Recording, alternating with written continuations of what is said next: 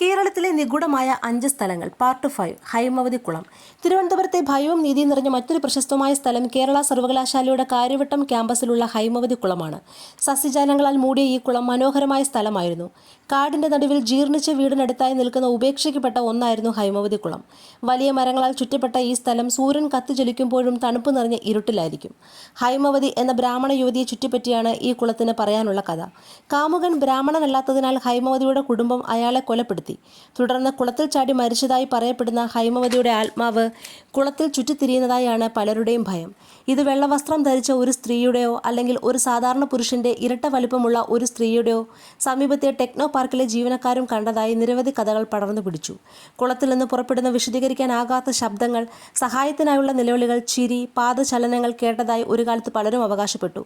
സൗന്ദര്യവും പച്ചപ്പും നിറഞ്ഞ ഈ സ്ഥലം ഹൈമവതിയുടെ നഷ്ടത്തിൽ ദുഃഖിക്കുന്നത് പോലെ നിലകൊണ്ടു. കുളത്തിലെന്തെങ്കിലും ചെയ്യുന്നതോ സ്ത്രീയുടെ ഓർമ്മയെ അനാദരിക്കാനോ ശ്രമിക്കുന്നതോ നിർഭാഗ്യകരമായ പ്രത്യാഘാതങ്ങൾക്ക് കാരണമാകുമെന്ന അന്ധവിശ്വാസത്തിനാണ് ഈ കഥകൾ കാരണമായത്. ഇക്കാരണത്താൽ മിക്ക ആളുകളും സൂര്യാസ്തമയത്തിനു ശേഷം ആ പ്രദേശം ഒഴിവാക്കി. മനുഷ്യന്റെ കടന്നുകയറ്റത്തിൽപ്പെടാതെ ഈ കുളം സസ്യജാലങ്ങളുടെ ആവാസ കേന്ദ്രമായി മാറി.